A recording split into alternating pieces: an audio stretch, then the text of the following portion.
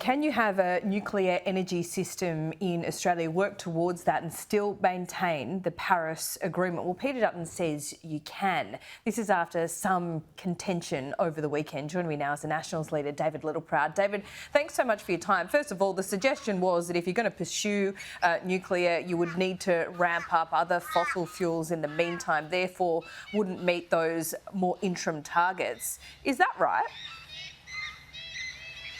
What it means is that we will have interim targets along the way to 2050, but we won't have a linear pathway in which the government does. And in fact, the government, even because they're going to fall short of getting to their 82% renewables by 2030, has already admitted they're going to need a lot more gas, a whole lot more gas to firm up our energy grid to get their all renewables approach. So what you need to make sure is that you don't put pressure on the economy. You have a sensible solution in the transition.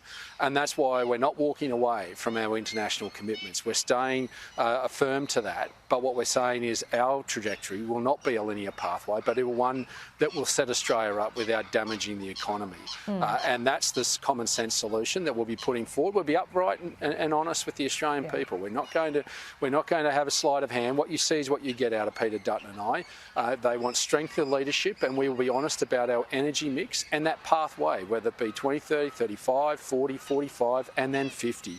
That's our international commitment that we've made to the world, and we intend to live up to it, but we don't intend to go down this pathway of all renewables approach that can't underpin manufacturing.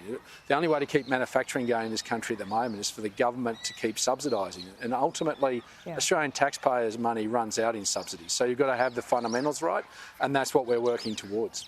If I could drill down on the commitment to Paris, because I think over the weekend this whole debate just kind of resurfaced this question around the coalition, whether you are, really committed to Paris and net zero by 2050. You say you won't pull out of an international agreement, you'll stick to that. But I guess there's questions from voters around whether you really want to do it or whether you're just, there in name only, if you like.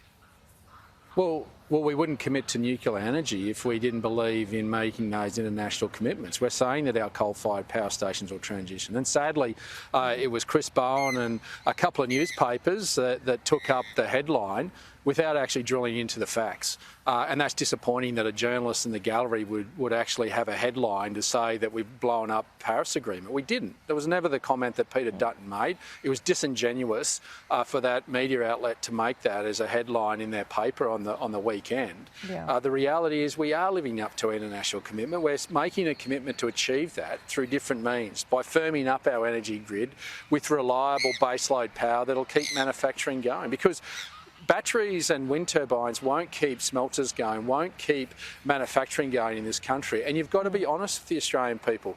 And this has a longer payback of 80 to 100 years, whereas our renewable energy, you'll be turning them over every 20 years at best to keep up with what we'll be making in that commitment. So we'll be honest, we'll be upright and forthright with the Australian people about how we're going to achieve that. We haven't walked away from that. We're just saying that this linear pathway that they're trying to achieve is why you're experiencing increased energy bills, increased food bills, increased mortgage rates, because inflation's staying higher longer because we're not addressing the fundamentals.